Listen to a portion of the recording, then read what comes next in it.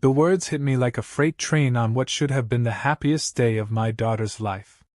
"He's just a cleaner," Marcus said, his voice dripping with disgust as he gestured toward me like I was something he'd scrape off his shoe. The wedding guests turned to look at me standing there in my rented tuxedo, and I watched their faces change from polite curiosity to barely concealed pity. Some even smirked. My own daughter, Sarah, looked down at her bouquet, her cheeks burning red with embarrassment. She couldn't even look at me. Let me tell you something. If you've ever felt the crushing weight of public humiliation, if you've ever stood in a room full of people who suddenly see you as less than human, then you know exactly what I felt in that moment. And if you've made it this far into my story, I hope you'll stick around because what happened next changed everything. Hit that subscribe button if stories of justice and redemption speak to your soul, because brother, you're going to need to see how this ends. My name is Robert Jennings, and I'm 63 years old. I've been cleaning office buildings in downtown Chicago for the past 15 years, ever since the factory where I worked for 28 years shut down and moved operations to Mexico. Back then, I thought I knew what rock bottom looked like. I was wrong.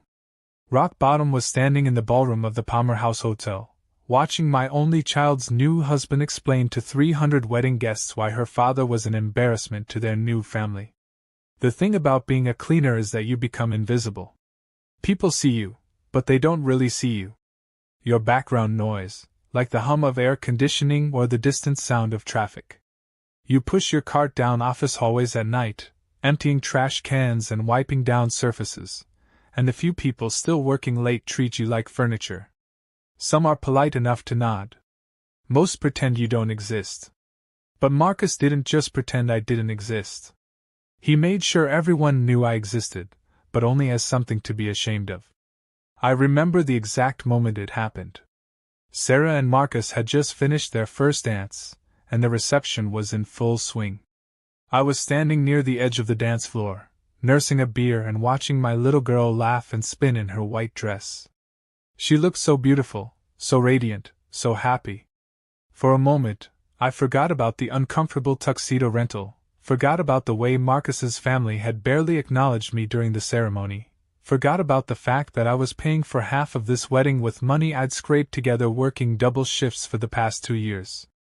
Then I heard Marcus talking to a group of his college friends. They were all investment bankers or lawyers or some such thing, wearing suits that cost more than I made in 3 months. One of them had asked about Sarah's family, and that's when Marcus said it. Her mother died when Sarah was 12, so it's just her father. He's just a cleaner. Works nights in office buildings. He said it like he was apologizing for my existence. The silence that followed was deafening. Then one of his friends, a tall guy with perfectly styled hair, laughed. Actually laughed. "Well," he said, "at least she's marrying up, right?" The group chuckled, and Marcus didn't correct him. Didn't defend me. Didn't say anything about how I'd raised Sarah by myself after Linda died of cancer, working 2 jobs to keep food on the table and make sure Sarah could go to college. Didn't mention how I'd walked her to school every day for 6 years because we couldn't afford a car, or how I'd sat up with her every night when she was sick, or how I'd worked overtime for months to buy her the laptop she needed for her senior year. He just nodded and took another sip of his champagne. I stood there, frozen, as more people joined their conversation. Word spread through the reception like wildfire. The father of the bride was just a janitor. A cleaner. Someone to be pitied, not respected. I watched faces change as people learned this information. Some looked at me with sympathy, which was almost worse than the contempt. Others whispered behind their hands, stealing glances at the man who cleaned toilets for a living. But the worst part, the absolute worst part, was seeing Sarah's reaction when Marcus's mother, a stern woman named Patricia Blackwood, pulled her aside and said something that made my daughter's face crumble. I couldn't hear what she said, but I watched Sarah nod miserably and mumble what looked like an apology. My own daughter was apologizing for me. The reception went on around me like I was drowning in slow motion.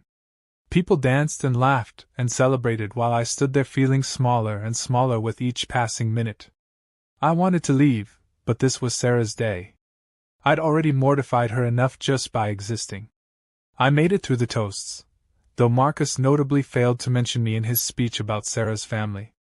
I made it through the cake cutting, though I had to watch as the photographer carefully arranged the shots to minimize my presence.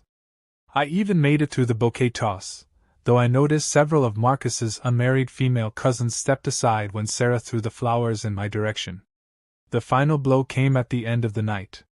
I was waiting by the coat check, ready to congratulate the happy couple one more time before they left for their honeymoon, when I overheard Marcus talking to his best man. "Thank God we're moving to Boston," he said. "Sarah's been worried about leaving her father behind, but honestly, it'll be good for her to get some distance from all this." He gestured vaguely in my direction. "She's got too much potential to be held back by guilt about taking care of him. Taking care of me. Like I was some kind of burden she needed to escape from." I walked out of that hotel feeling like I'd been hollowed out from the inside. The October wind off Lake Michigan cut right through my rented tuxedo, but I barely felt it. All I could think about was the look on Sarah's face when she'd apologized for me to Marcus's mother. All I could think about was how quickly my little girl had been willing to pretend I didn't matter. The train ride home to my one-bedroom apartment in Rogers Park took 45 minutes, and I spent every one of those minutes replaying the evening in my head. By the time I walked up the 3 flights of stairs to my door, something had shifted inside me. The hurt was still there, raw and bleeding, but underneath it was something else. Something harder. Anger. Pure, crystalline anger at being dismissed like I was nothing. At watching my daughter be ashamed of the man who'd raised her. At being treated like a servant in my own child's life story. But more than anger, there was determination. Because Marcus had made one crucial mistake that night. He'd assumed that being a cleaner meant I was stupid. He'd assumed that working with my hands meant I couldn't think. He'd assumed that my blue-collar job meant I had no ambition, no intelligence, no capacity for anything greater. He was about to learn just how wrong he was. I sat in my small living room until dawn, still wearing that rented tuxedo, thinking about every slight, every dismissive comment, every moment of humiliation from that night. And slowly, very slowly, a plan began to form in my mind. Marcus Blackwood thought he knew who I was. He thought I was just some pathetic old man who emptied trash cans and scrubbed toilets. He had no idea that before the factory closed, I'd been a machinist with 28 years of experience. He had no idea that I'd always been good with numbers, good with details, good at seeing how systems worked and how they could be improved. Most importantly, he had no idea that for the past 15 years, I'd been cleaning the offices of some of the most powerful people in Chicago. And when you're invisible, when people treat you like furniture, you hear things. You see things. You learn things. Things that might be very, very valuable to the right person. As the sun rose over Lake Michigan, I made myself a promise. Marcus Blackwood wanted to be embarrassed by his father-in-law? Fine. But by the time I was done, he was going to learn what real embarrassment felt like. He was going to learn what it meant to be dismissed, to be looked down on, to have everyone in the room know exactly what kind of man he really was. I was going to destroy him, piece by piece, and he would never see it coming. Because after all, I was just a cleaner. What threat could I possibly be? You know what's funny about being invisible? People forget you have ears. They forget you have eyes. They forget you have a brain that's constantly processing every conversation, every document left on a desk, every phone call made after hours when they think no one's listening. For 15 years, I'd been a ghost walking through the financial district of Chicago. Every night from 10 p.m. to 6 a.m., I'd push my cart through the gleaming office towers, emptying waste baskets and cleaning conference rooms where million-dollar deals were made. And every night, I'd absorb information like a sponge soaking up water. The Monday after Sarah's wedding, I went back to work with a new sense of purpose. My first stop was the 42nd floor of the Willis Tower, where I cleaned the offices of Blackwood, Sterling and Associates. Yes, that Blackwood. Marcus's father, Harrison Blackwood, was a senior partner at one of Chicago's most prestigious investment firms. It was how Marcus had gotten his start in the business, and it was why he could afford to look down on people like me. But here's what neither Harrison nor Marcus knew. I'd been cleaning their offices for 8 years, and I'd seen everything. The funny thing is, I'd always been a model employee. Quiet, efficient, invisible. I showed up on time, did my job, and never bothered anyone. The security guards barely glanced at me when I badged in each night. The cleaning company supervisor did his monthly check and always found my work spotless. I was the kind of employee everyone takes for granted: reliable, forgettable, harmless. But reliable doesn't mean stupid. And forgettable doesn't mean blind. Over the years, I'd developed what you might call selective hearing. When Harrison Black would work late, which he did at least twice a week, he'd make phone calls that weren't meant for anyone else's ears. Calls about moving money through offshore accounts. Calls about clients who needed their investments to disappear from certain reports. Calls about regulatory inspections that could be managed with the right donations to the right political campaigns. I'd seen documents left on printers. Financial statements that didn't quite add up. Client portfolios that showed one thing on the official reports and something entirely different on the internal spreadsheets that got locked away in Harrison's private safe at the end of each day. The beautiful irony was that Harrison actually liked me, in the way rich people like their pets. He'd nod when I cleaned his office, sometimes even make small talk about the weather or the Cubs' latest losing streak. He'd leave me a $20 Christmas bonus every year and probably considered himself a generous man for acknowledging the help. He had no idea that his son-in-law had just made the biggest mistake of his privileged life. That first week after the wedding, I paid attention like never before. I started carrying a small digital recorder in my cart, hidden under cleaning supplies. When Harrison made his late-night calls, I'd position myself in the hallway outside his office, slowly wiping down the same section of wall for 20 minutes while his voice carried through the expensive but thin office door. By Thursday night, I had 3 recordings of conversations that would make the Securities and Exchange Commission very, very interested in Blackwood, Sterling and Associates. But recordings weren't enough. I needed documents. I needed proof that would stand up in court and destroy not just Harrison, but the entire firm that employed Marcus. I needed to burn down their whole world, just like they tried to burn down mine. The opportunity came the following Monday night. Harrison was working late again, frantically preparing for what sounded like a client presentation. He was stressed, taking calls in rapid succession, and making mistake after mistake on his computer. I watched from the hallway as he printed document after document, cursing under his breath each time he had to reprint something because of an error. Around 2 a.m., he finally gave up. I heard him slam his laptop shut and mutter something about finishing in the morning. He grabbed his coat and briefcase and headed for the elevator, leaving his office in complete disarray. Papers everywhere. His computer still logged in. And most importantly, the door to his private safe standing wide open. I waited exactly 30 minutes after the elevator doors closed behind him.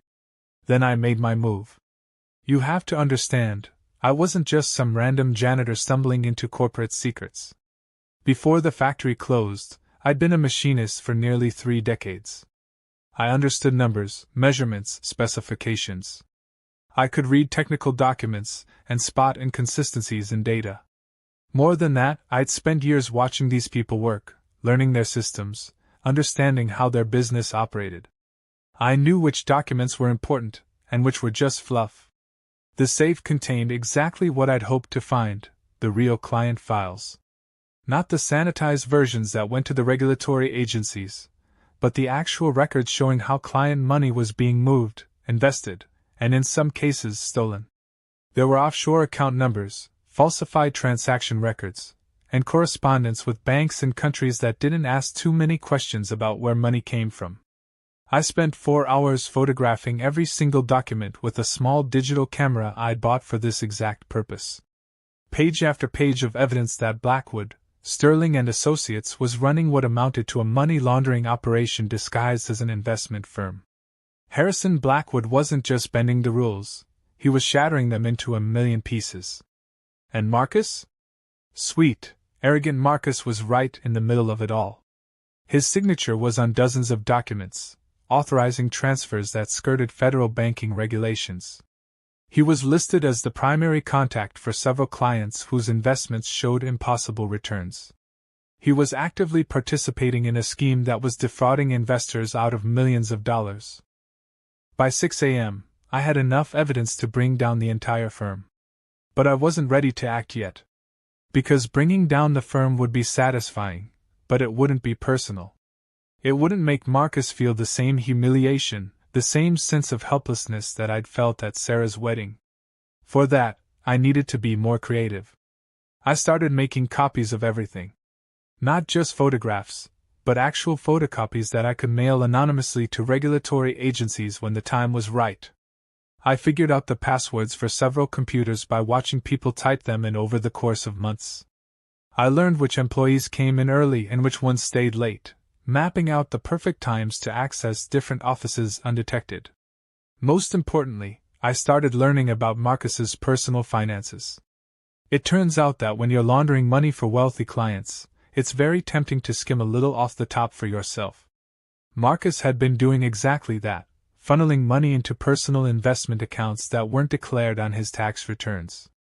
He was stealing from thieves, which would have been poetic if it wasn't also incredibly illegal. The beautiful thing was that Marcus's theft was separate from the main money laundering operation.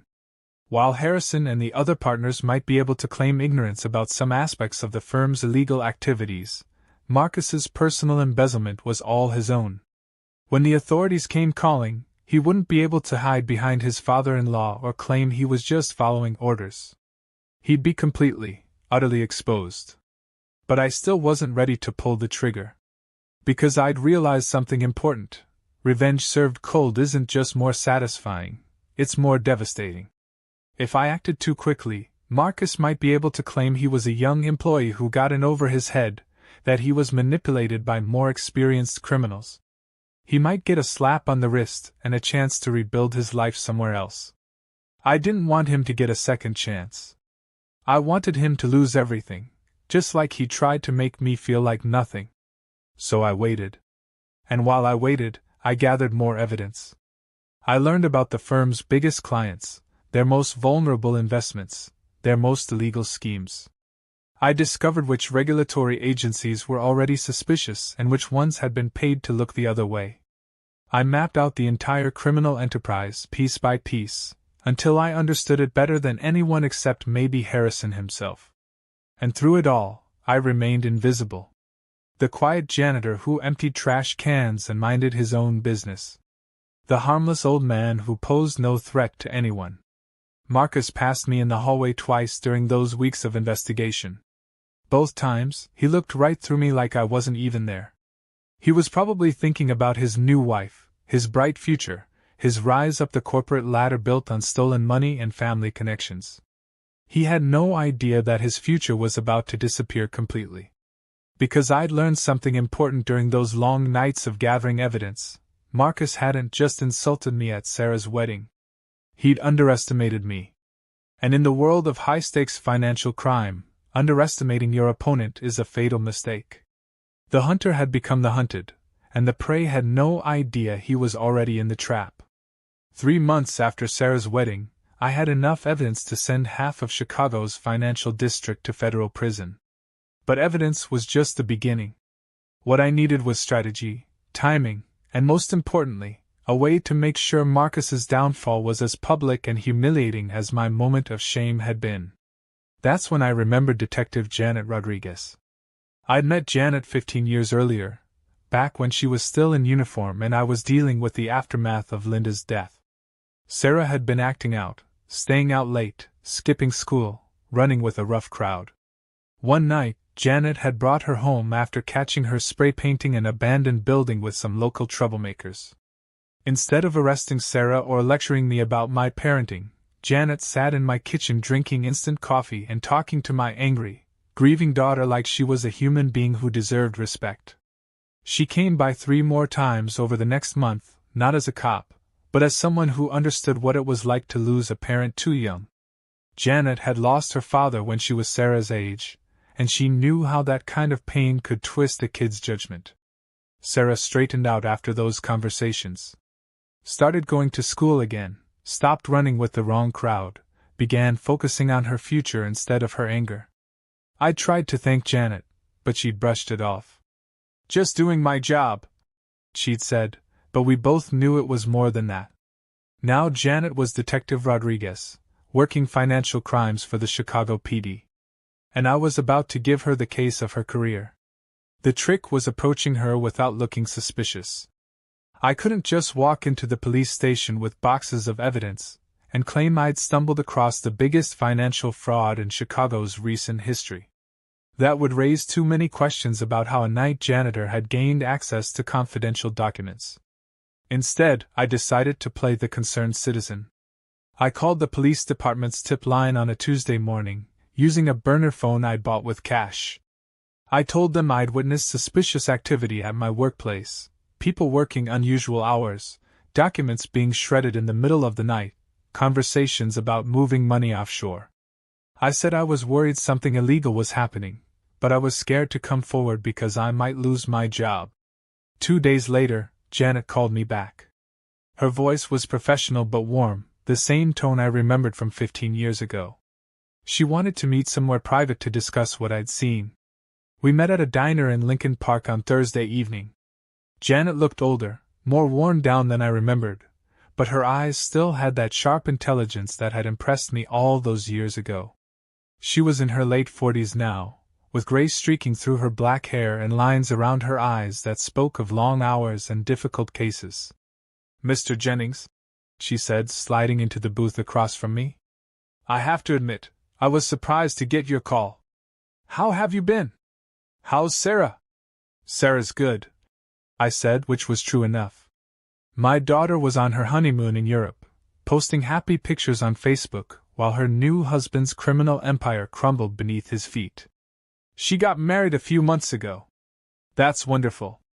I remember what a bright kid she was."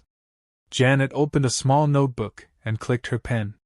"Now, tell me about these suspicious activities you've witnessed." I'd rehearsed this conversation in my head dozens of times, but sitting across from Janet, I felt a moment of doubt. What I was about to do would destroy not just Marcus, but potentially dozens of people who worked at the firm. Some of them were probably innocent. Some of them had families, mortgages, kids who depended on them. Then I remembered standing in that hotel ballroom, watching my daughter's face crumble with embarrassment as Marcus's mother whispered poison in her ear. I remembered the laughter from Marcus's friends when they learned what I did for a living. I remembered feeling smaller and smaller as the night wore on. "I work nights at several office buildings downtown," I began. "One of them houses Blackwood, Sterling and Associates. Over the past few months, I've noticed some odd patterns." I told her about employees working unusual hours, about documents being shredded in massive quantities, about phone conversations I'd overheard concerning offshore accounts. I was careful to present everything as observations from a concerned employee, not as evidence I'd systematically gathered over months of illegal surveillance.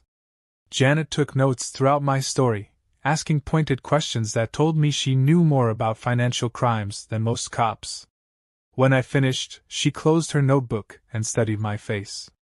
"Robert," she said, using my first name for the first time since we'd started talking. "What you're describing sounds like it could be a significant financial fraud investigation. But I have to ask, why are you coming forward now? And why call me specifically?" I'd prepared for this question too. "Because 15 years ago, you helped my daughter when she was in trouble. You treated us with respect when other cops might have just written us off. I figured if I was going to risk my job by talking to the police, I wanted to talk to someone I could trust. It was true, even if it wasn't the whole truth."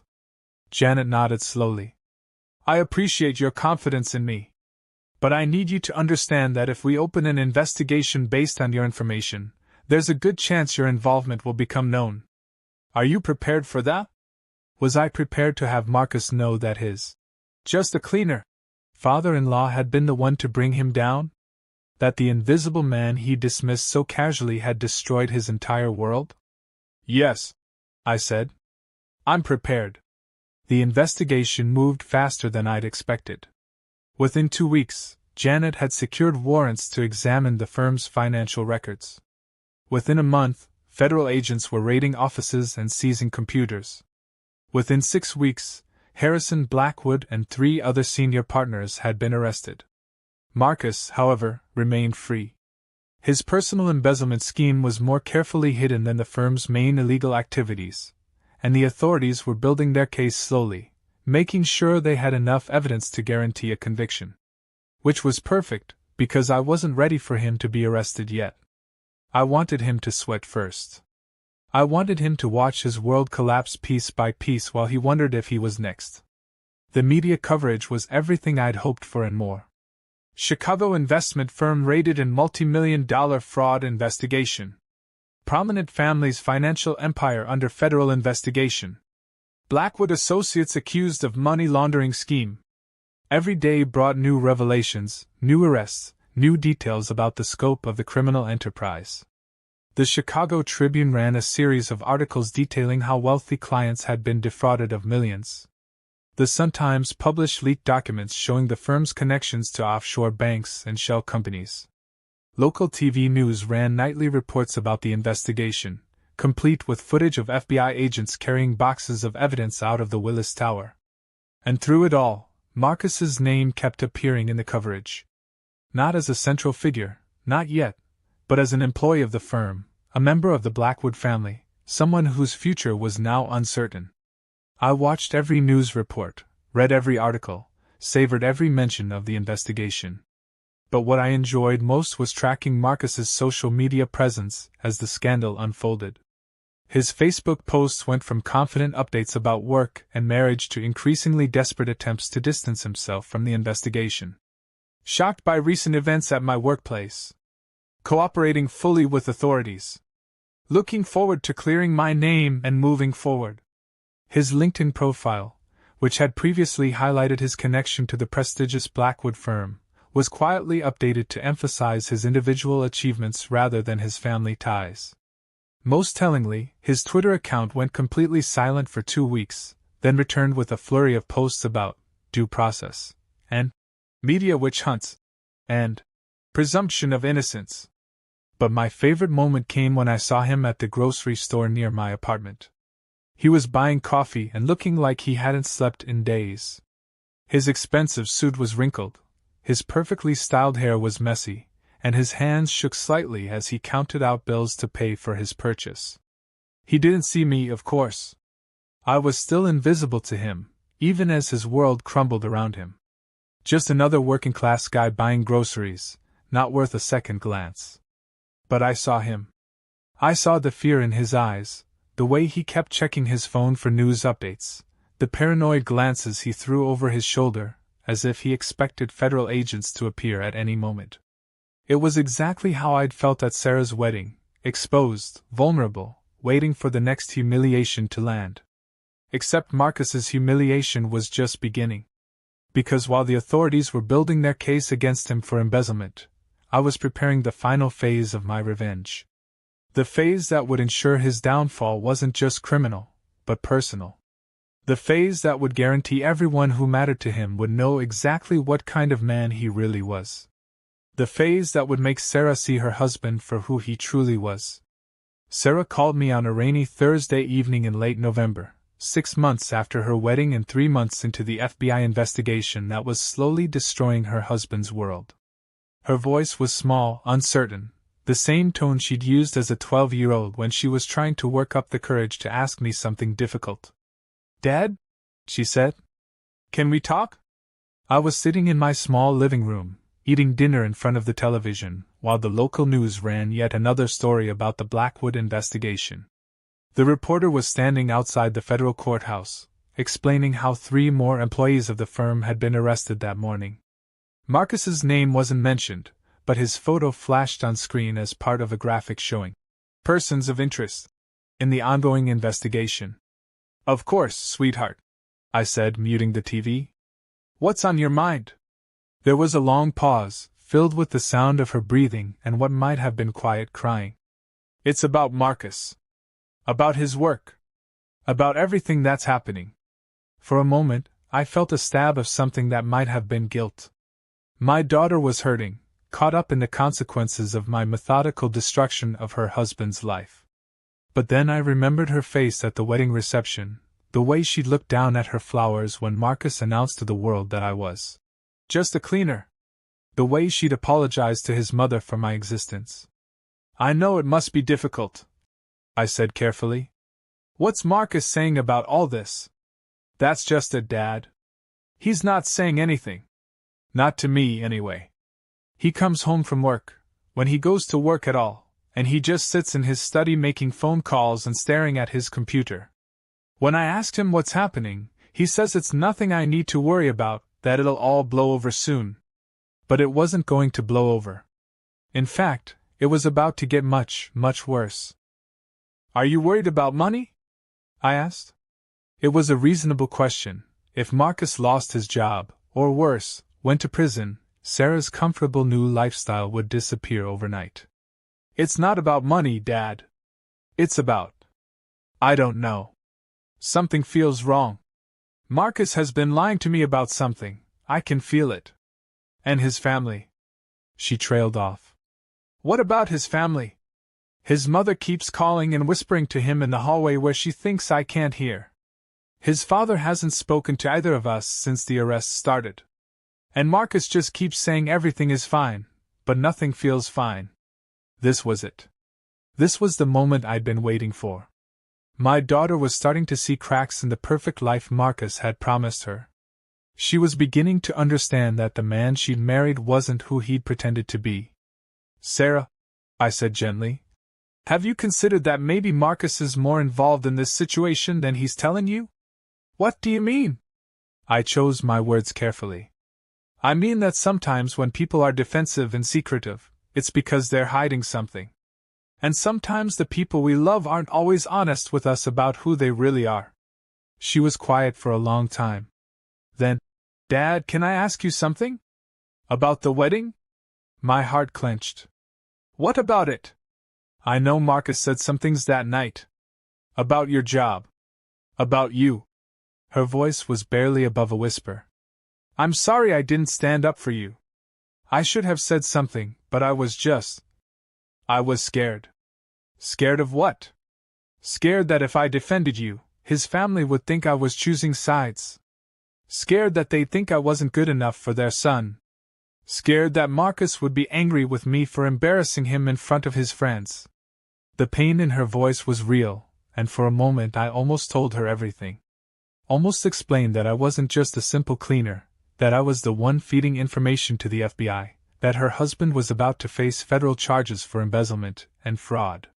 Almost confessed that I'd been systematically destroying her marriage as payback for 6 months of accumulated humiliation. But I didn't.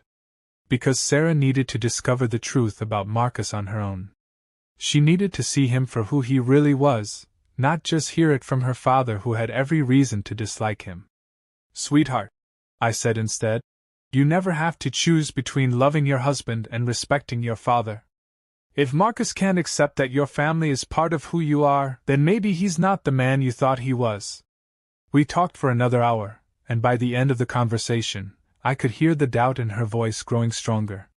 She was starting to ask the right questions, starting to notice the inconsistencies in Marcus's behavior, starting to see past the charm and wealth that had attracted her in the first place. 3 days later, the other shoe dropped. I was cleaning the offices of a law firm downtown when my phone buzzed with a news alert. Investment firm employee arrested in connection with embezzlement scheme. I opened the article with trembling fingers, and there it was. Marcus Blackwood, 29, had been arrested at his home that morning on charges of money laundering, wire fraud, and embezzlement of client funds. The article included details I'd helped provide to the authorities through my anonymous tips. Marcus's personal investment accounts. His falsified tax returns. His systematic theft of client money over a period of 3 years. The evidence was overwhelming, and the charges carried a potential sentence of 25 years in federal prison. But what made it perfect, absolutely, poetically perfect, was the photograph that accompanied the article. It was Marcus's mugshot, and he looked exactly like I'd felt at Sarah's wedding, shocked, humiliated, and utterly defeated. His expensive haircut was mussed, his designer shirt was wrinkled, and his eyes held the glazed look of someone whose world had just collapsed around him. The caption read, "Marcus Blackwood, son-in-law of arrested Blackwood Associates partner Harrison Blackwood, faces multiple federal charges related to the ongoing financial fraud investigation." Son-in-law. Not employee, not rising star, not brilliant young investor. Son-in-law. A familial connection to a criminal enterprise, nothing more. I stared at that photograph for a long time, remembering how Marcus had looked at me that night at the Palmer House Hotel. The disgust in his eyes when he'd explained to his friends that I was just a cleaner. The casual dismissal, the assumption that my worth as a human being could be measured by my job title.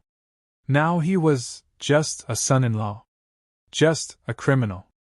Just another young man who thought he was too smart to get caught. The irony was delicious. My phone rang an hour later. Sarah's name appeared on the screen, and when I answered, all I could hear was sobbing. "Dad," she managed between gulps of air. "Dad, I need you." "Where are you?" "At the police station. They arrested Marcus this morning, and I don't know what to do. I don't understand what's happening. They're saying he stole money, that he's been lying about everything, that he might go to prison." Her world was crumbling in real time, and despite everything that had brought us to this moment, my heart broke for her. She was still my little girl, and she was in pain. "I'll be right there," I said. I called in sick to work for the first time in 15 years and took the train downtown to the police station where my daughter sat in a hard plastic chair, clutching a tissue and staring at the floor. When she saw me, she threw herself into my arms like she used to when she was small and had scraped her knee or had a nightmare. "I don't understand, Dad," she whispered against my shoulder. "They're saying he stole millions of dollars. They're saying he's been doing it for years, even before we got married. How could I not know? How could I be so stupid?" "You're not stupid," I said, stroking her hair. "You trusted someone you loved. That's not stupid, that's human." We sat in that police station for hours while lawyers and agents came and went, discussing Marcus's case in hushed tones. Sarah asked me question after question that I couldn't answer honestly. How long had I known something was wrong? Did I think Marcus was guilty? Should she stand by her husband or protect herself? I answered as truthfully as I could without revealing my role in Marcus's downfall. Yes, I thought the evidence against him sounded compelling. Yes, she should consider protecting her own financial and legal interests. No, she shouldn't feel guilty for being deceived by someone who had systematically lied to her. But the hardest question came as we were leaving the station, walking out into the cold November air. "Dad," she said, stopping on the courthouse steps, "do you think this is karma? For how Marcus treated you at the wedding?" I looked at my daughter's tear-stained face, at the woman who had apologized for my existence just 6 months earlier, and I felt the weight of what I'd done settle on my shoulders like a lead blanket. "I think," I said carefully, "bad actions have consequences. And sometimes those consequences take a while to catch up with us." It wasn't a lie. But it wasn't the whole truth either. That night, I sat in my apartment watching the local news coverage of Marcus's arrest. They showed footage of him being led away in handcuffs, his expensive suit looking ridiculous now that everyone knew he was just another white-collar criminal. The reporter mentioned that he was married to the daughter of his co-conspirator, Harrison Blackwood, painting Sarah as either an accomplice or a victim, depending on which angle the story needed. I should have felt satisfied. I should have felt vindicated. Marcus had been publicly humiliated, his reputation destroyed, his future erased. Everything I'd planned had worked perfectly. But watching my daughter's world collapse had stirred something in me that I hadn't expected: doubt. Not doubt about Marcus's guilt. He was absolutely guilty of everything they accused him of and more. Not doubt about whether he deserved to face consequences for his crimes. He did. But doubt about whether my methods had been right. Doubt about whether my desire for revenge had blinded me to the collateral damage I was causing. Sarah was innocent in all of this. She'd married a man she thought she loved, a man who had lied to her as thoroughly as he'd lied to everyone else. She didn't deserve to have her life destroyed because her husband was a criminal and her father was consumed with the need for payback. But it was too late for those kinds of doubts. The wheels of justice were turning now, and there was no stopping them. Marcus would face trial, almost certainly be convicted, and probably spend the next decade in federal prison. Harrison Blackwood and the other partners were looking at similar sentences. The firm would be dissolved, the assets seized, the victims hopefully compensated. And Sarah? Sarah would have to rebuild her life from scratch, carrying the weight of being married to a convicted felon, trying to figure out who she could trust and how she could move forward. The thought kept me awake most of that night. But what finally let me fall asleep was remembering something Marcus had said at the wedding reception, something I'd overheard when he was talking to his best man about moving to Boston. "She's got too much potential to be held back by guilt about taking care of him." He'd been talking about me. About how Sarah's sense of duty to her father was holding her back from reaching her full potential. About how lucky it was that they were moving away so she could escape the burden of caring about someone he considered worthless. Maybe, I thought as I finally drifted off to sleep, I'd actually done Sarah a favor. Maybe discovering the truth about Marcus now, before she'd wasted years of her life on him, before they'd had children together, was better than learning it later when the stakes were even higher. Maybe sometimes revenge and justice wore the same face, and it was impossible to tell the difference until the dust settled. The trial began on a gray March morning, 8 months after Sarah's wedding. I sat in the back row of the federal courthouse, wearing my best suit, not rented this time, but purchased with money I'd saved specifically for this moment. I wanted to see Marcus face his reckoning, wanted to watch him try to explain away years of theft and deception to 12 jurors who hadn't been impressed by his family name or his Ivy League education. Sarah sat in the front row, 3 seats away from Patricia Blackwood and the rest of Marcus's family. The distance between them was more than physical. It was a chasm that had opened up as the full scope of Marcus's crimes became public knowledge.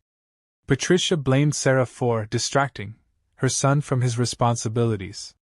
Sarah blamed the Blackwood family for raising a man who thought stealing was acceptable as long as you did it in expensive suits. The prosecution's case was devastating, built on the foundation of evidence I'd helped provide. They showed the jury bank records, investment statements, email communications, and recorded phone calls that painted a clear picture of systematic fraud. Marcus had stolen money from elderly clients who trusted him with their retirement savings. He'd falsified documents to cover his tracks. He'd used his family connections to avoid scrutiny and his charm to deflect suspicion. But what made the prosecution's case truly damning wasn't just the evidence of Marcus's crimes. It was the evidence of his character. They called witnesses who testified about his arrogance, his sense of entitlement, his belief that rules were for other people. A former colleague testified that Marcus had once bragged about being untouchable because of his family name. A client testified about how convincingly Marcus had lied to her face while stealing her deceased husband's life insurance payout. Most devastating of all was the testimony from Janet Rodriguez, the detective who'd led the investigation. She explained how the case had begun with an anonymous tip from a concerned employee who'd witnessed suspicious activity. She described the months of careful investigation that had uncovered the full scope of the criminal enterprise. "In my 25 years of law enforcement," Janet testified, "I've rarely seen a case where the evidence was so comprehensive, so meticulously documented, and so clearly indicated a pattern of deliberate criminal behavior." Marcus's defense attorney tried to paint him as a young man who'd been manipulated by older, more experienced criminals.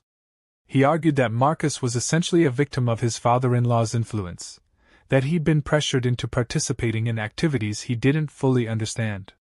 It was a reasonable strategy, but it fell apart under the weight of the evidence. The prosecution showed that Marcus's personal embezzlement scheme was entirely separate from the firm's main illegal activities. He hadn't been pressured into stealing. He'd seen an opportunity and seized it, then covered his tracks with the skill of someone who'd planned every step. The jury deliberated for less than 4 hours. Guilty on all counts. I watched Marcus's face as the verdict was read, and I saw the exact moment when the reality of his situation finally hit him.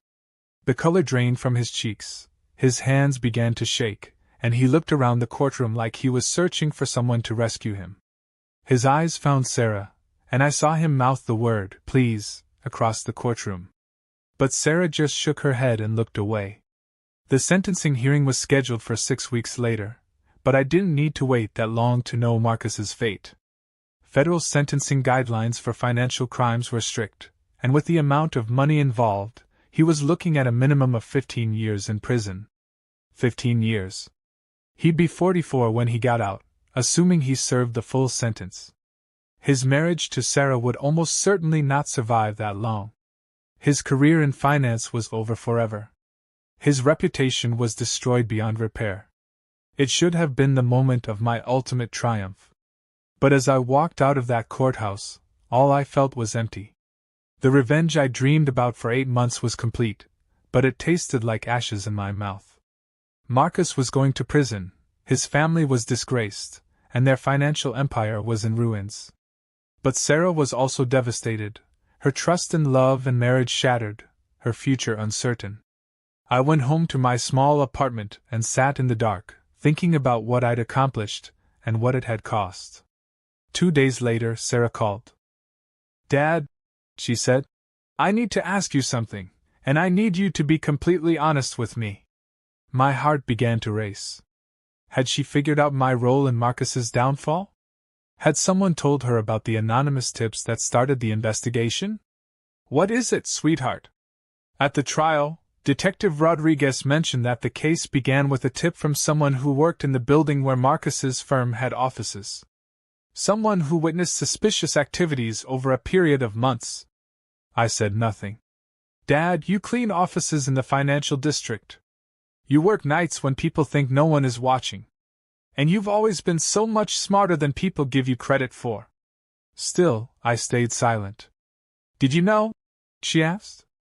"About Marcus, about what he was doing? Did you know before the rest of us found out?" The question I'd been dreading for months, asked by the person whose opinion mattered more to me than anyone else's in the world. I could lie to her, continue the deception that had brought us to this point. Or I could tell her the truth and face the consequences. "Yes," I said finally. "I knew." The silence on the other end of the phone stretched so long I thought she'd hung up. "How long?" she asked eventually. "I started suspecting things a few months after your wedding. I became certain about 6 months ago. And you didn't tell me." It wasn't a question. "Sarah, if I had come to you and said your new husband was a criminal, would you have believed me? Or would you have thought I was just a bitter old man trying to sabotage your marriage?" Another long silence. "I would have thought you were being bitter," she admitted. "I would have defended him. I would have been angry at you for trying to ruin my happiness. That's why I didn't tell you. Because you needed to discover the truth for yourself. You needed to see who Marcus really was, not just hear it from someone you might not trust." "But Dad," she said, and I could hear tears in her voice, "if you knew he was stealing money, if you knew he was committing crimes, didn't you have a responsibility to report it? Regardless of how I might react?" She was right, of course. I should have reported Marcus's crimes as soon as I discovered them, not spent months planning the perfect revenge. I should have been motivated by justice, not by personal vendetta. But that wasn't the whole story, and Sarah deserved to know everything. "There's something else," I said. "Something I need to tell you about that night at your wedding." I told her everything. About Marcus's comments to his friends, about the laughter when they learned I was just a cleaner, about his mother's whispered conversation that made Sarah apologize for my existence, about Marcus's conversation with his best man about how lucky it was that they were moving away so Sarah could escape the burden of caring about me. I told her how small and worthless I'd felt that night, how I'd sat in my apartment until dawn planning my revenge, how every step of the investigation had been motivated as much by hurt pride as by a desire for justice. When I finished, Sarah was crying openly. "Dad, I'm so sorry. I'm so sorry for that night, for not standing up for you, for being ashamed of you. Marcus made me feel like I had to choose between him and you, and I chose wrong. You chose love, I said. Or what you thought was love. There's nothing wrong with that. But there's something wrong with being ashamed of your own father. There's something wrong with letting someone make you feel like the person who raised you, who sacrificed everything for you, isn't good enough for their family. We talked for 2 more hours, and by the end of the conversation, something had shifted between us. The wall that had been built on her wedding night was finally coming down. Sarah was seeing me clearly for the first time in months, not as an embarrassment to be hidden, but as her father who loved her enough to protect her from a man who would have destroyed her life eventually. But she was also seeing me as someone capable of methodical, calculated revenge. Someone who could patiently gather evidence and systematically destroy another person's life. Someone who was far more complex and potentially dangerous than the simple janitor most people saw. "What happens now?" she asked. "Now you rebuild," I said. "You figure out who you are without Marcus, what you want your life to look like going forward. You stop letting other people define your worth or your future. What about you, Dad? What do you do now that you've gotten your revenge?" It was a good question, one I'd been avoiding thinking about. My quest for vengeance was complete, but I was still a 63-year-old man who cleaned offices for a living. I was still alone in my small apartment, still invisible to most of the world. But maybe that was enough. Maybe knowing that I'd protected my daughter from a man who would have used and discarded her, maybe knowing that I'd brought justice to victims who might never have seen it otherwise, maybe that was sufficient reward for a life's work. "I go back to being your father," I said. "Which is the only job that ever really mattered to me anyway." Marcus was sentenced to 18 years in federal prison on a Thursday morning in May. I didn't attend the hearing. Some victories are better observed from a distance. But Sarah called me afterward to describe the scene. "He looked so small," she said, her voice hollow with a mixture of relief and residual sadness. "Standing there in that orange jumpsuit, listening to the judge list all his crimes, he just looked like a scared boy who finally realized he wasn't special after all." The judge had been particularly harsh in his sentencing remarks, Sarah told me.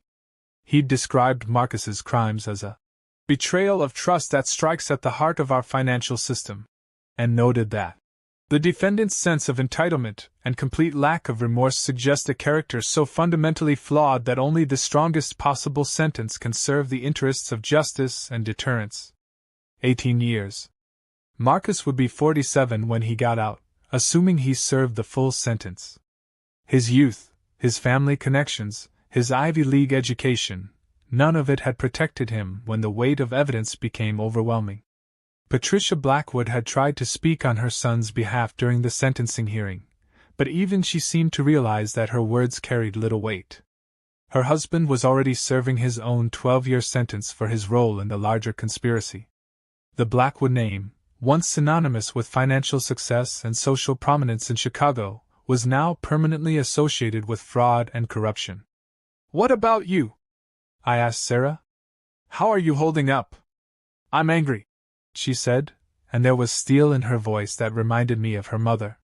"I'm angry that he lied to me, that he made me complicit in his crimes without my knowledge, that he destroyed our marriage for money he didn't even need. But mostly, I'm angry at myself for not seeing who he really was." Sarah had filed for divorce 2 days after Marcus's arrest, a decision that had caused a final rift with Patricia Blackwood. Marcus's mother had accused Sarah of abandoning her son when he needed her most, of being a fair-weather wife who couldn't handle adversity. The irony wasn't lost on me. Patricia Blackwood, who had spent Sarah's wedding reception making it clear that my daughter wasn't quite good enough for their family, was now outraged that Sarah refused to stand by her convicted felon son. "You did nothing wrong," I told Sarah, as I had every time we'd had this conversation over the past several months. "Marcus lied to you from the beginning. You fell in love with someone who didn't exist." "I know that intellectually," she said. "But emotionally, Dad, I keep wondering if there were signs I missed, if I ignored red flags because I was so caught up in the idea of marrying into wealth and status." It was a fair question, one that had been eating at her since Marcus's arrest. Had she been willfully blind to her husband's flaws because she enjoyed the lifestyle he provided? Had her desire to escape our modest background made her ignore inconsistencies in his stories? Maybe, I said honestly. But if you did, it makes you human, not evil. We all want to believe the best about the people we love. We all have blind spots when it comes to those closest to us. The divorce proceedings had been swift and brutal. Marcus had tried to claim that Sarah deserved half of their joint assets, but those assets turned out to be largely derived from his criminal activities. The government had seized everything: the Boston condo, the expensive cars, the investment accounts, even Sarah's engagement ring, which had been purchased with stolen money. Sarah was left with nothing except her clothes, her personal effects, and the crushing weight of being known throughout Chicago as the wife of that Blackwood embezzler. But in some ways, losing everything had liberated her. "I'm thinking about going back to school," she told me during one of our weekly dinners, which had become a tradition since Marcus's arrest. We met every Thursday at a small Italian restaurant near my apartment. Nothing fancy, just a place where we could talk without worrying about who might be listening. "What would you study?" "Social work, maybe. Or counseling. I keep thinking about how many people Marcus hurt, how many families lost their savings because they trusted him. I want to help people who've been victimized by financial crimes, people who don't have the resources to rebuild their lives." It was a beautiful idea, and it told me everything I needed to know about who my daughter really was beneath the surface mistakes she'd made. Marcus had tried to turn her into a trophy wife, someone whose only value was decorative. But Sarah was discovering that she was stronger than that, more substantial than the role he tried to force her into. "I think that's a wonderful plan," I said. "Your mother would be proud." Sarah's eyes filled with tears, as they always did when I mentioned Linda. "I wish she was here to see this. To see me figuring out who I really am." "She is here," I said. "She's in your strength, your compassion, your determination to turn this nightmare into something positive. She's in the way you're refusing to let Marcus's crimes define your future." The conversation was interrupted by a commotion near the restaurant's entrance. A man in an expensive suit was arguing loudly with the hostess about his reservation, his voice carrying across the dining room as he demanded to speak to the manager. "Some people," Sarah said, shaking her head, "think money gives them the right to treat everyone else like servants." The comment hit me harder than she probably intended. For 8 months, I'd been consumed with getting revenge on Marcus for treating me like a servant, for dismissing me as just a cleaner, in front of his friends. But listening to my daughter talk about her plans to help victims of financial crimes, I realized that my focus on personal vendetta had blinded me to larger questions about justice and inequality. Marcus was a symptom, not the disease. He was the product of a system that taught wealthy people they were inherently superior to working-class people like me.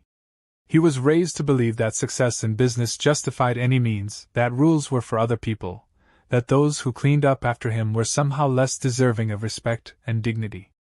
Destroying Marcus hadn't changed that system. It had just removed one particularly arrogant participant. "Sarah," I said, "there's something I need to tell you. About the investigation. About my role in it." She put down her fork and looked at me intently.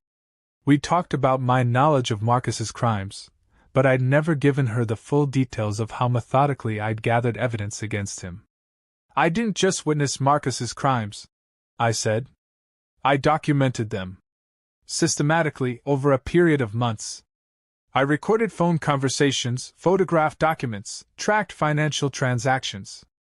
I built the case that brought him down." Sarah was quiet for a long time, absorbing this information. "You were the anonymous tipster," she said finally. "The concerned employee who contacted the police." "Yes. And you did all of this because of what happened at the wedding." "That was the catalyst," I admitted. "But as I learned more about what Marcus was doing, it became about more than just my hurt feelings. He was stealing from people who trusted him, Sarah. Elderly clients who thought they were investing their life savings safely. Widows who believed he was protecting their financial futures. But you started investigating him for personal reasons. Yes. She nodded slowly. Dad, can I ask you something? If Marcus had treated you with respect at the wedding, if he'd introduced you proudly as his new father-in-law, would you have still reported his crimes when you discovered them? It was the question I'd been asking myself for months, the one that cut to the heart of my motivations. If Marcus had been kind to me, if he'd treated me with dignity and respect, would I have been content to look the other way while he stole millions of dollars? I don't know, I said honestly. I'd like to think I would have done the right thing regardless, but I can't be certain. Maybe it took the personal slight to give me the motivation to dig deeper, to pay attention to details I might have otherwise ignored. And does that make you feel guilty? Sometimes, I said. But then I think about all the people who got their money back because Marcus was caught, all the future victims who were protected because he went to prison. Maybe the motivation doesn't matter as much as the outcome. Sarah reached across the table and took my hand. Dad, I think you did the right thing, even if you did it for the wrong reasons initially. Marcus needed to face consequences for his actions. And maybe I needed to learn who he really was before I wasted any more of my life on him. We sat in comfortable silence for a while, both of us processing the long journey that had brought us to this moment. My revenge was complete, but it had evolved into something larger than personal satisfaction. It had become justice for Marcus's victims and protection for his future targets.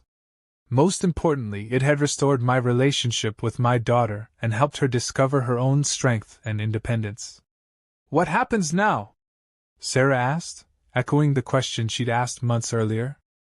Now we move forward, I said. You go back to school, help people rebuild their lives after financial crimes. I go back to work, maybe look for ways to use what I've learned to help other investigations. Detective Rodriguez mentioned that the FBI is interested in consulting with you on other cases. Something about your unique perspective on white-collar crime. It was true. Janet had approached me a few weeks earlier about working with law enforcement as an unofficial consultant.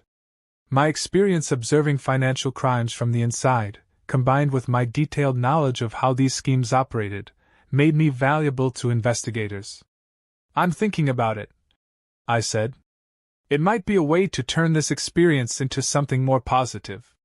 As we left the restaurant that night, walking through the warm spring air toward the train station, I realized that my quest for revenge had given me something I hadn't expected: purpose.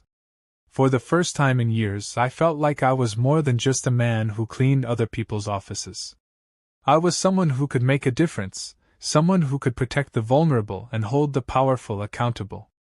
Marcus had called me just a cleaner at Sarah's wedding, trying to diminish my worth with those 3 words. But he'd been wrong about what that meant. Being a cleaner meant I saw the mess others left behind. It meant I understood how to restore order from chaos. And sometimes, cleaning up meant taking out the trash. The phone call that changed everything came on a Tuesday evening in September, nearly a year and a half after Sarah's wedding. I was eating dinner and watching the Cubs lose another late-season game when my phone buzzed with an unknown number. Robert Jennings? The voice was crisp, professional, with a slight East Coast accent. Speaking. Mr. Jennings, my name is Amanda Chin. I'm a producer with 60 Minutes. I'd like to talk to you about the Blackwood investigation. For a moment, I couldn't speak. 60 Minutes. The most respected investigative news program on television wanted to talk to me.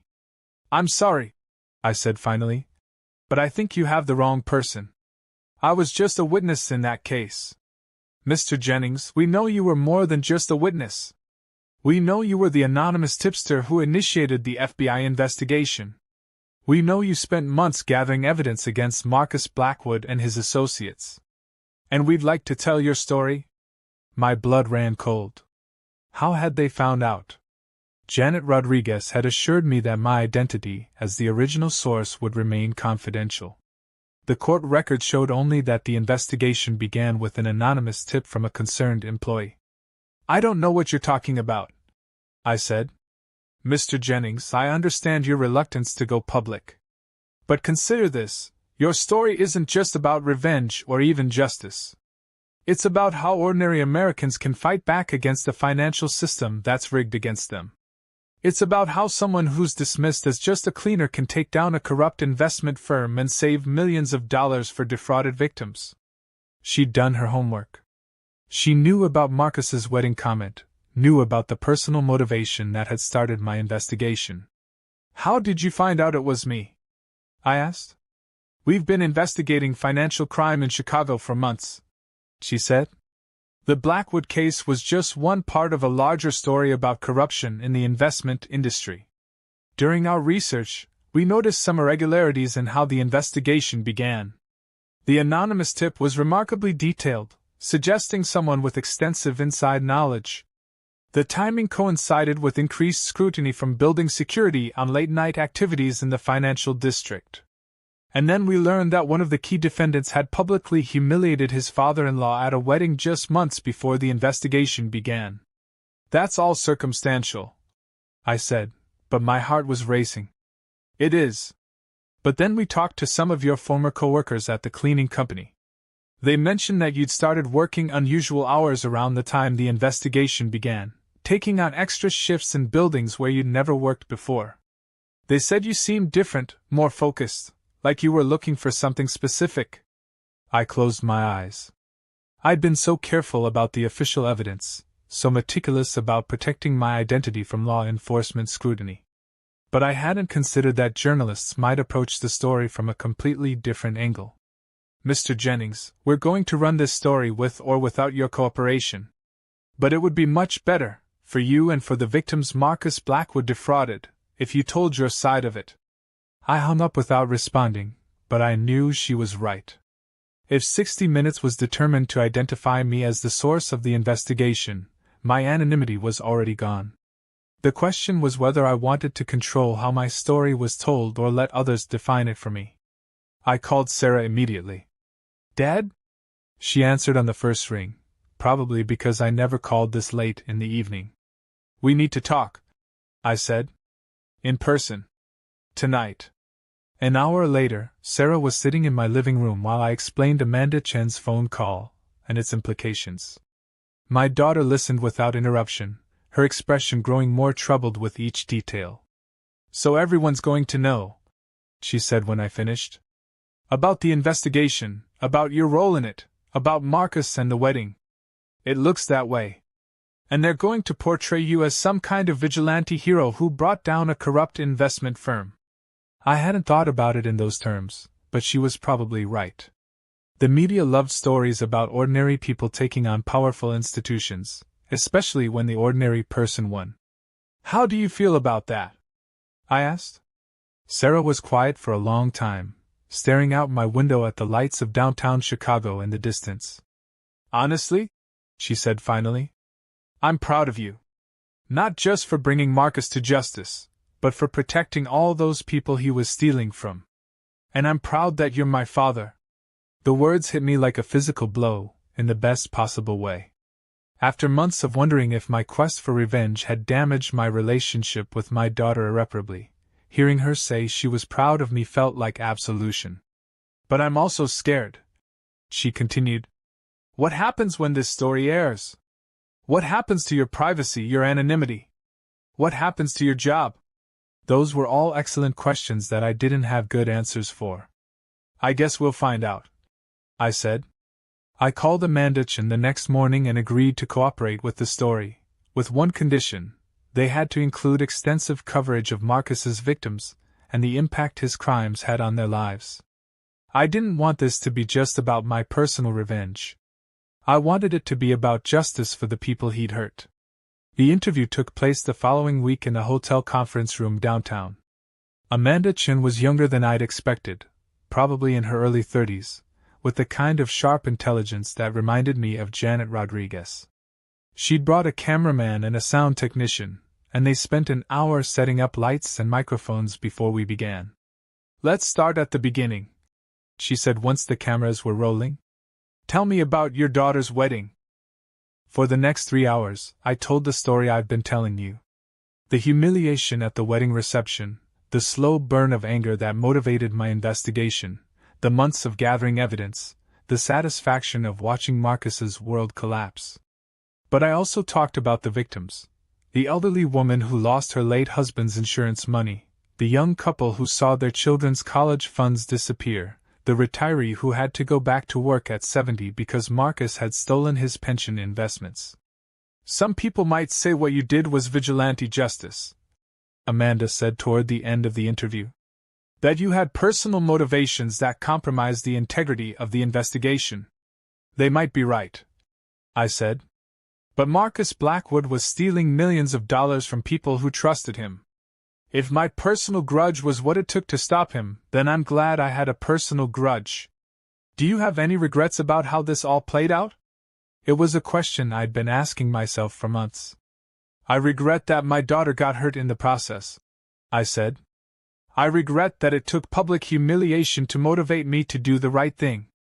But I don't regret bringing a criminal to justice, and I don't regret protecting his future victims. The story aired 6 weeks later on a Sunday night in November. I watched it with Sarah in my living room, both of us nervous about how it would be received. The piece was everything Amanda Chen had promised. It told the story of Marcus's crimes and their impact on his victims, but it framed my role not as revenge but as an ordinary citizen taking extraordinary action to protect the vulnerable. The wedding humiliation was mentioned, but as context for how working-class Americans are dismissed by the wealthy elite, not as the petty motivation of a vindictive father-in-law. The response was immediate and overwhelming. My phone started ringing before the show was over. Reporters from other news organizations wanting follow-up interviews. Producers from talk shows requesting appearances. Publishers asking if I'd consider writing a book about my experience. But more importantly, I started hearing from victims of financial crimes across the country. People who'd been defrauded by investment advisors, insurance agents, financial planners. People who felt helpless against systems designed to protect the wealthy and connected. They wanted to know how I'd done it. How an ordinary person with no special training had managed to bring down a sophisticated criminal operation. How someone who worked nights cleaning offices had outwitted Harvard-educated lawyers and accountants. The answer was simpler than they expected. I'd paid attention. I'd been patient. I'd been systematic. And I'd been motivated by something stronger than greed, the desire to see justice done. Within a month of the story airing, I'd been contacted by the FBI, the Securities and Exchange Commission, and attorneys general from 3 different states. They all wanted the same thing, my help identifying and investigating other financial crimes. It turned out that my unique perspective, someone who was invisible to the people committing crimes but observant enough to recognize patterns and document evidence, was exactly what law enforcement needed to tackle white-collar crime more effectively. I quit my job at the cleaning company and started working as a consultant for various government agencies. It wasn't full-time work, but it paid better than cleaning offices and gave me something I'd never had before: recognition for my intelligence and skills. More importantly, it gave me purpose. Every case I worked on protected people like Marcus's victims, people who trusted the wrong person with their life savings and needed someone to fight for them. The irony wasn't lost on me. Marcus had tried to humiliate me by calling me just a cleaner in front of his friends. But being a cleaner, being someone who noticed details others missed, who worked behind the scenes to restore order from chaos, had turned out to be exactly the skill set needed to bring him down. 6 months after the 60-minute story aired, I received an unexpected letter. It was from Marcus, writing from federal prison. The letter was handwritten on prison stationery, and his handwriting looked shaky, uncertain. Prison had clearly been hard on someone accustomed to designer suits and expensive restaurants. Robert, it began. I've had a lot of time to think about what happened, about the choices I made and the people I hurt. I know you'll probably never forgive me for how I treated you at Sarah's wedding, and I don't expect you to. But I wanted you to know that I understand now why you did what you did. You were protecting your daughter from someone who would have destroyed her life eventually. You were protecting innocent people from crimes they didn't deserve to suffer. You were doing what I should have done, the right thing, even when it was difficult. I was wrong about you. You're not just a cleaner. You're someone who sees what others miss, who acts when others stay silent, who fights for people who can't fight for themselves. I wish I had been half the man you are. Sarah is lucky to have you as her father. I hope someday I can be the kind of man who deserves her forgiveness, though I know that day may never come. Respectfully, Marcus Blackwood. I read the letter twice, then put it in my desk drawer. It didn't change anything. Marcus was still a convicted felon serving an 18-year sentence for crimes that had hurt dozens of people. But it was an acknowledgement that the man who'd once dismissed me as worthless had finally understood his mistake. Maybe that was enough. 2 years after the 60-minute story aired, I found myself standing in the ballroom of the Palmer House Hotel once again.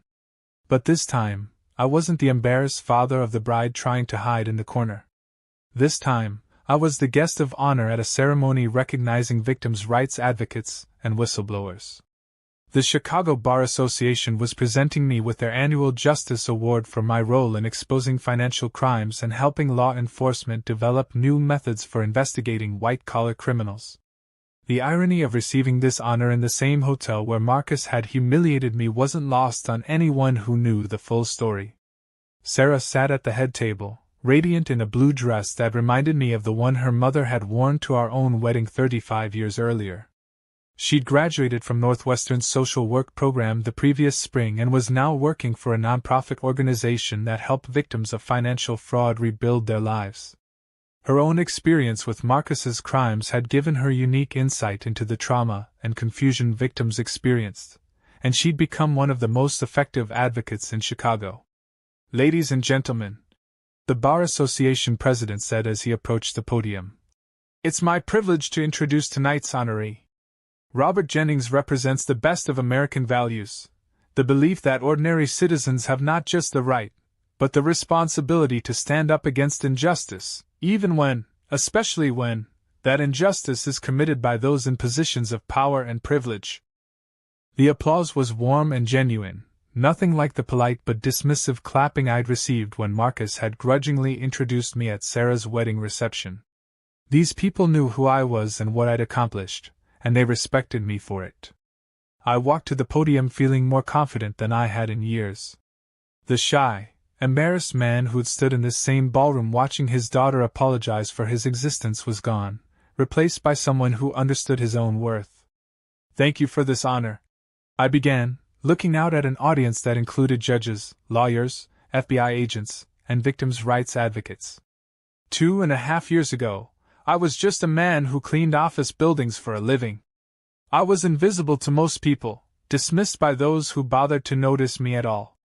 I thought that was all I'd ever be. I paused, finding Sarah's face in the crowd.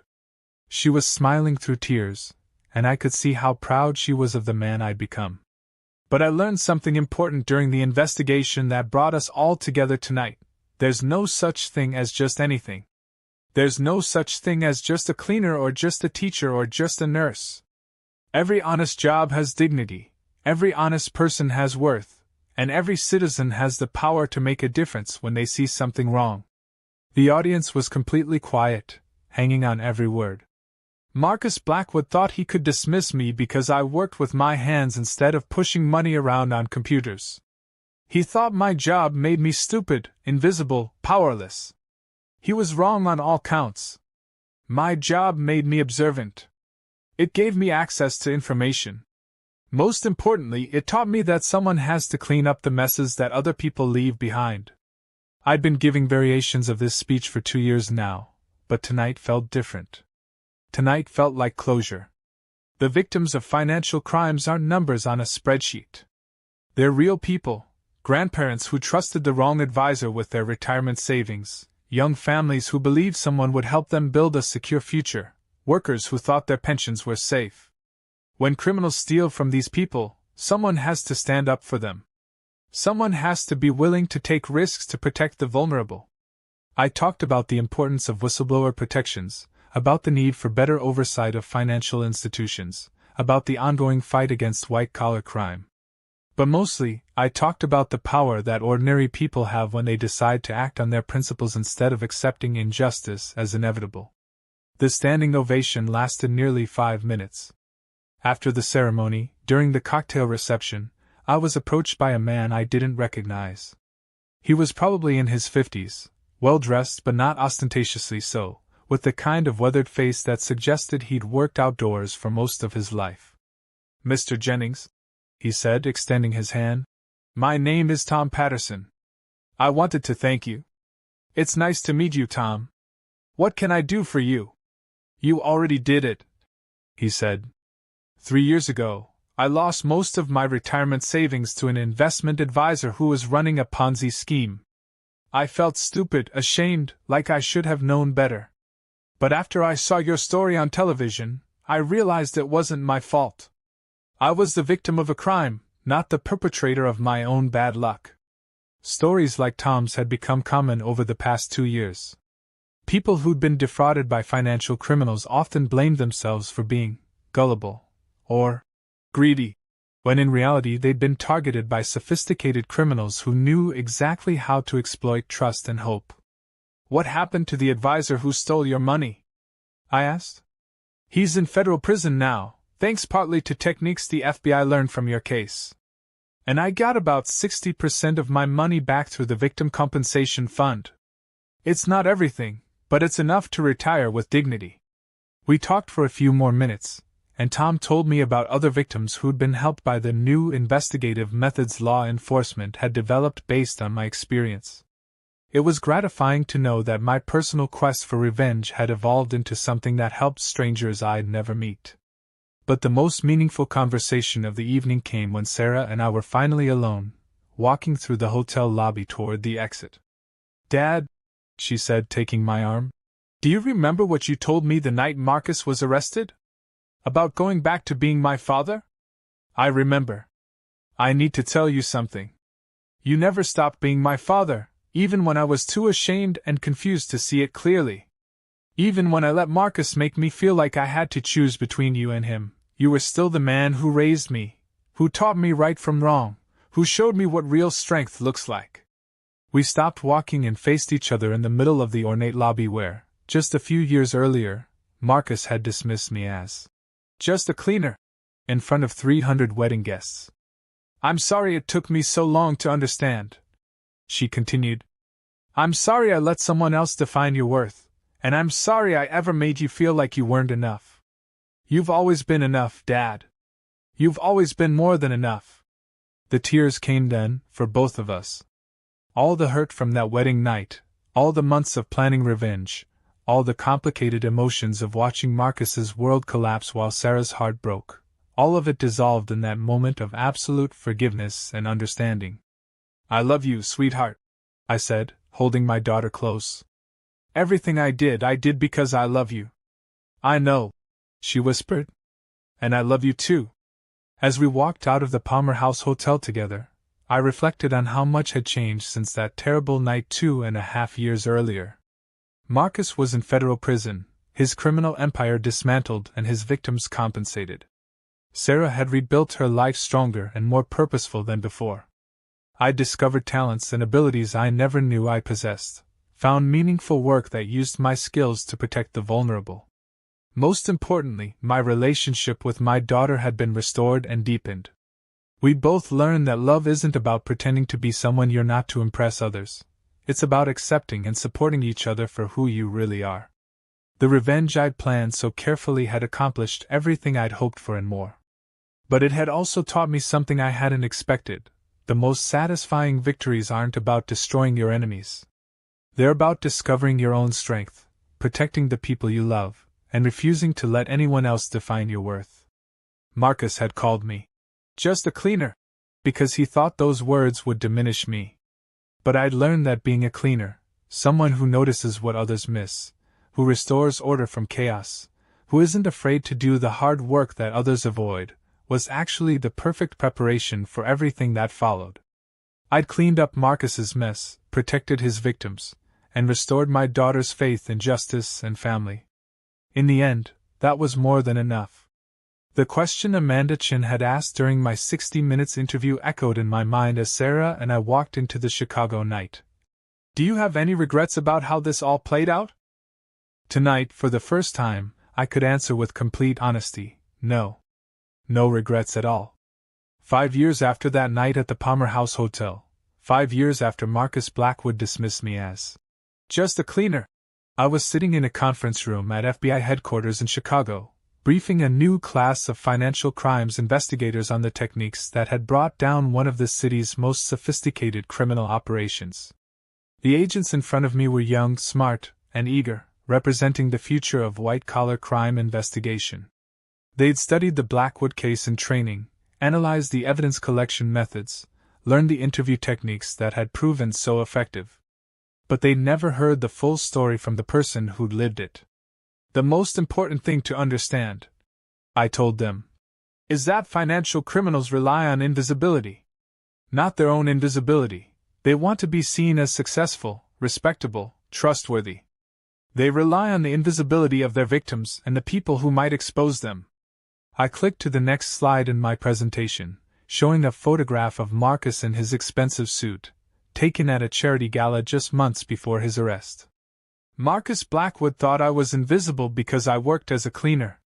He thought my job made me powerless, voiceless, irrelevant. That assumption was his biggest mistake, because invisible doesn't mean blind, and powerless doesn't mean stupid. The agents took notes, but I could see some of them struggling with the concept. These were mostly college-educated professionals from middle-class backgrounds. They understood financial crime from a theoretical perspective, but they'd never experienced the kind of class-based dismissal that had motivated my investigation. How do we identify potential sources among service workers and other overlooked populations? Asked a young woman in the front row. It was a good question, one that got to the heart of modern financial crime investigation. You don't recruit them, I said. You create systems that make it safe and worthwhile for them to come forward when they witness criminal activity. Most people who work in office buildings, hotels, restaurants, private clubs, they see things. They hear conversations. They notice patterns. But they don't report what they see because they're afraid of losing their jobs or being dismissed as unreliable witnesses. I told them about the victim hotline I'd helped establish with the FBI, specifically designed to collect tips from service workers and other, invisible, people who might witness white-collar crimes. In its first 3 years of operation, that hotline had generated leads that resulted in 47 arrests and the recovery of over $200 million in stolen funds. The Blackwood case wasn't solved by sophisticated financial analysis or undercover operations, I continued. It was solved by someone who emptied trash cans and noticed that certain documents were being shredded more frequently than usual. Someone who cleaned conference rooms and realized that late-night meetings were happening more often. Someone who was treated like furniture and took advantage of that invisibility to gather evidence. After the briefing, I walked through downtown Chicago toward the train station that would take me home. But instead of heading to Rogers Park, I got off at a different stop and walked to a cemetery on the north side of the city. Linda's grave was in a quiet section under a large oak tree, marked by a simple granite headstone that read, "Beloved wife and mother." I'd been visiting more frequently lately, especially when I had important news to share or difficult decisions to make. "Hello, sweetheart," I said, settling into the folding chair I kept hidden behind the tree. "I have some news." I told her about Sarah's engagement to David Martinez, a social worker she'd met at the nonprofit where they both worked. David was nothing like Marcus, quiet where Marcus had been flashy, humble where Marcus had been arrogant, genuinely interested in helping people where Marcus had been interested only in helping himself. "You'd like him," I said. "He treats Sarah like an equal partner, not a trophy. He respects what she does for work, supports her goals, makes her laugh. And Linda, he asked my permission before he proposed. Actually asked if I thought he was good enough for our daughter." It had been a touching conversation, held in my small apartment over coffee and donuts. David had been nervous, stumbling over his words as he explained how much he loved Sarah and how he wanted to build a life with her. He'd promised to take care of her, to support her dreams, to never make her choose between her husband and her father. "I know some people might think it's old-fashioned," he'd said, "but I wanted your blessing before I asked her. Family is important to Sarah, and that means it's important to me too." I'd given my blessing gladly. David was exactly the kind of man I'd hoped Sarah would find, someone who saw her intelligence, strength, and compassion, someone who wanted to build something meaningful together rather than just accumulate status symbols. The wedding is going to be small, I told Linda's headstone. Just family and close friends. Sarah says she doesn't want anything elaborate after what happened with Marcus. She wants it to be about love and commitment, not about impressing people. The contrast with Sarah's first wedding couldn't have been sharper. Where Marcus had insisted on the most expensive venue in Chicago, David had suggested they get married in the small church where Sarah volunteered. Where Marcus had invited hundreds of people he barely knew, Sarah and David were keeping the guest list to fewer than 50 people who actually mattered to them. Most importantly, where Marcus had treated me like an embarrassment to be hidden, David had asked me to walk Sarah down the aisle and give a toast at the reception. I've been thinking about what to say in that toast, I admitted to Linda. About second chances, about the difference between love and infatuation, about how sometimes the worst things that happen to us lead to the best things. A gentle breeze rustled the oak leaves above me, and for a moment I could almost hear Linda's voice offering the practical wisdom she'd been known for. You're right, I said aloud. Keep it simple. Keep it about Sarah and David, not about Marcus and the past. I sat quietly for a while, watching other visitors move between the headstones, leaving flowers and sharing their own quiet conversations with the people they'd lost. Coming here always gave me perspective on what really mattered in life. My phone buzzed with a text from Sarah. Dad, can you meet me for coffee tomorrow? I want to ask you something about the wedding. I texted back that I'd love to, then returned to my conversation with Linda. I think you'd be proud of how she turned out, I said. After everything with Marcus, she could have become cynical about love, about trust, about marriage. Instead, she learned to recognize the difference between someone who wants to own her and someone who wants to know her. The sun was starting to set, casting long shadows across the cemetery. I folded up my chair and prepared to leave, but first I had one more thing to share. I got a letter from Marcus last week, I said. He's up for parole review next year, after serving 8 years of his sentence. His lawyer thinks he has a good chance because he's been a model prisoner, earned his GED, completed drug counseling even though he didn't have an addiction problem. The letter had been respectful, carefully written, very different from the desperate, handwritten note he'd sent from prison 5 years earlier. This one was typed, probably reviewed by his lawyer, but it seemed genuine. Marcus had expressed remorse for his crimes and their impact on his victims. He'd acknowledged the damage he'd done to Sarah's trust and their marriage. Most surprisingly, he'd thanked me for stopping him before he could hurt more people. I understand now that what you did wasn't just about revenge, he'd written. It was about protecting people I would have continued to victimize. I was so consumed with proving I was smarter than everyone else that I forgot basic human decency. Prison has given me time to remember who I used to be before greed and arrogance corrupted me. He hadn't asked for forgiveness. He'd said he didn't deserve it and wouldn't insult his victims by requesting it. He'd simply wanted to acknowledge that he understood the full scope of what he'd done and why it was wrong. Sarah doesn't know about the letter yet, I told Linda. I'm not sure if I should tell her. She's moved on, built a good life with David. Maybe she doesn't need to know that Marcus is trying to rebuild his character in prison. But even as I said it, I knew I would tell her. Sarah deserved to know that her first husband was taking responsibility for his actions, not because it would change anything between them, but because it was information that belonged to her. I think, I said finally, that this whole experience taught me something important about justice. It's not just about punishment or revenge. It's about protecting the innocent, restoring what was stolen, and giving people the chance to become better than they were. I'd gotten my revenge on Marcus Blackwood more thoroughly than I'd ever imagined possible. But the real victory hadn't been his downfall, it had been everything that came after. The victims who got their money back. The criminals who were caught using methods developed from my case. The relationship with Sarah that had been restored and strengthened. Most of all, the discovery that I was so much more than just a cleaner. As I walked back toward the train station, I thought about the toast I'd give at Sarah's wedding. I'd tell the story of how love, real love, sees past surface appearances to recognize the worth of another person. I'd talk about how the best partnerships are built on mutual respect, shared values, and genuine friendship. And maybe if the moment felt right, I'd mention that sometimes the people who seem least important are the ones with the most power to change everything. After all, it had taken just a cleaner to clean up one of Chicago's biggest financial messes. The train carried me home through the city I'd lived in my entire life, past the office buildings where I'd once pushed a cart and emptied trash cans in invisible anonymity. Now those same buildings housed FBI field offices where agents used techniques I'd helped develop. Conferences rooms where prosecutors built cases using evidence-gathering methods I'd pioneered. Victim services offices where people like Sarah helped fraud victims rebuild their lives.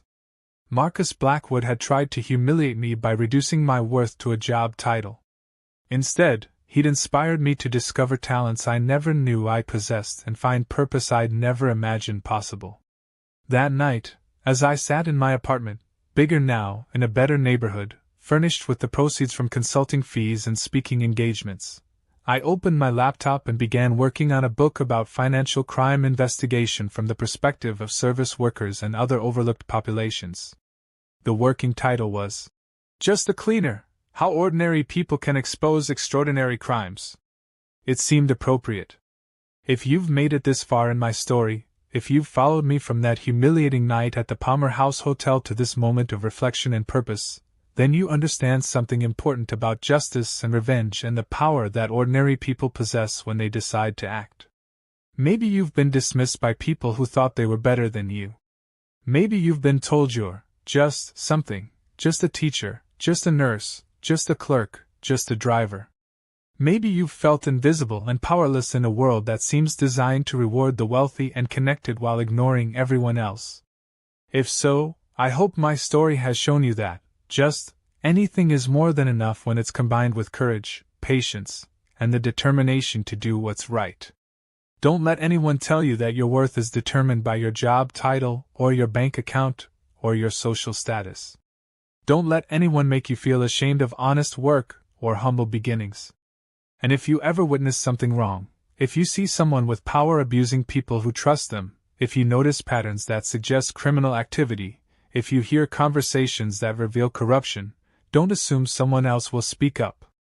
Sometimes the most important person in the room is the one everyone else thinks doesn't matter.